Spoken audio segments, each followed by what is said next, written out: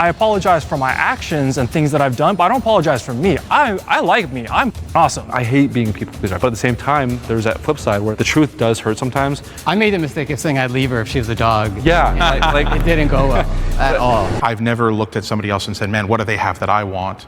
I don't know why I don't have that. It's not like, it's a benefit for me to some extent, I think. But when I look at, for example, the saints in history and the men that I consider models, I'm not comparing who I am to them. But the world is going to look at me and see that automatically. So I compare that on both ends to portray myself to be more palatable and, I don't know, like accepted on either side. Even in the military, like my entire job, like if any of y'all were in the military, like your entire success rate, or like, sometimes they don't even look at you, just like you can be a huge piece of shit as long as you can run a 2 mile in 5 minutes, So and I realize throughout my journey as a trans man, I don't need to be that person. I need to be myself.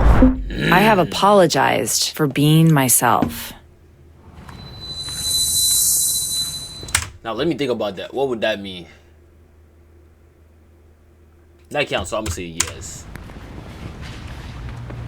I've absolutely apologized for being myself, because I realize that I have stepped into a male role and there's some things that were not good. I might be rude, or I might come across as something that I'm not. I should just be okay with just saying what's on my mind. I think for me, if I say something that's like, oh, being overweight is unhealthy, or being skinny. I was a skinny guy. Being skinny is also unhealthy. I don't want that to just be even though it's a fact of the matter, kind of a statement. I don't want to say somebody who's watching me who is skinny is like, oh man, this guy's really shedding light to my situation. He's making me feel bad because I'm overweight, or I'm skinny, or yada yada. So it's I think I kind of shy away from saying stuff like that. And the only way I can get more out of you is if I probe and I ask more questions and I get more information. But I have apologized for it on multiple occasions. I'm sorry for having the last word. I'm sorry.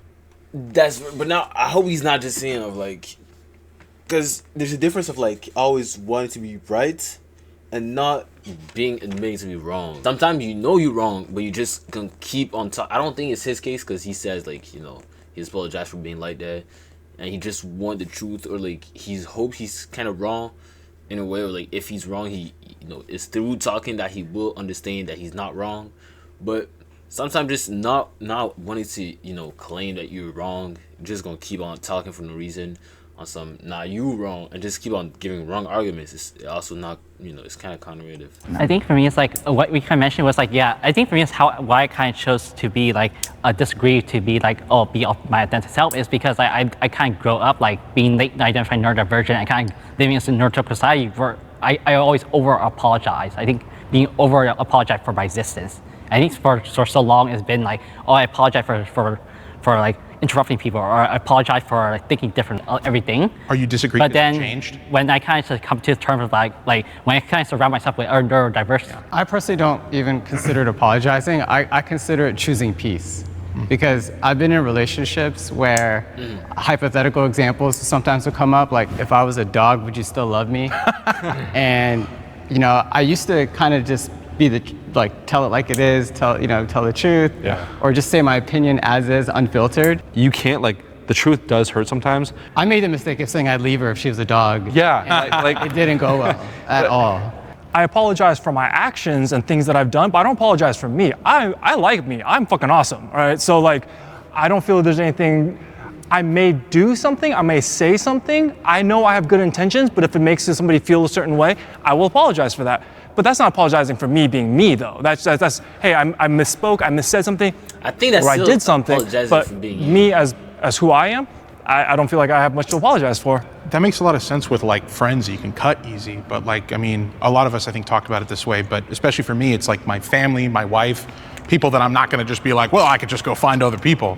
Do you ever feel it? How do you deal with it when it's your friends or your family, or someone you're close to in a relationship with? I've had to cut my family off at a certain point. I've got no contact for many years. We get into a debate, and at the end of the day, we both just accept, hey, we're going to agree to disagree. It's fine. Not everybody has to agree with me. I may think I'm right, and I'm going to defend what I think is right, but at the end of the conversation, I don't care if you agree with me. unless you're on my jury, I don't really need you to agree with me at the end of the whole exchange. Because sometimes that's not there. And even myself, I remember one time I was walking on the street and this woman kept turning behind. And I was like, oh, what's behind me? But then I realized I was a person that she was afraid of. And so, yeah, so like there's things that I apologize, like, oh, I'm so sorry. So I make sure to step on the opposite side of the sidewalk so that they're comfortable. So I agree we should be ourselves, but if we can acknowledge that, that goes a long way to the other person. It's taken me a long time That's to figure fair. out my own identity or feeling comforted by not fitting any of the facets that intersectionally make up who I am. I view myself as a fully Asian man, as a fully black man, as a fully queer man, as a veteran, stuff like that. Like, it's who I am, and I don't feel like I have to conform to each one of those demographics' expectations or even my own expectations of that, because I'm just living my life. I'm really proud of who I am. As I kind of got older and realizing that like I don't really fit in the box and that's okay, and kind of just fully embracing my authentic self during the past 5 years now, like learning to do that and just like unlearning why society told me to be a certain way, and I kind of realized I shouldn't have to, and it's okay to be me, and it's okay to be navigate the world like how I am designed to be. Before I got into the world of adult entertainment, because there's not a lot of Asian male performers in this industry, I knew that I couldn't exactly hide it. So I had a conversation with my parents first and foremost to be like, hey, this is what's going on. We're gonna Wait, so support you you did however porn? we can. Before I got into the world of adult entertainment, because there's not a lot of Asian male performers in this industry. Entertainment is born, right? Unless I'm bugging out. Adult entertainment. What is it? Center? Playmate. Oh, strip club. Okay. I knew that I couldn't exactly hide it. So I had a conversation with my parents first and foremost to be like, hey, this is what's going on. I guess this concludes the video. I hope y'all really enjoyed it. It was, I wouldn't say less content. I would say just less crazy. It was more on ground shit. But overall, I was able to actually talk about it because I'm a man. Last time I checked, at the very least. And it was right now. Fuck, I just messed up my life. Anyways, hope y'all enjoy it, and catch y'all later.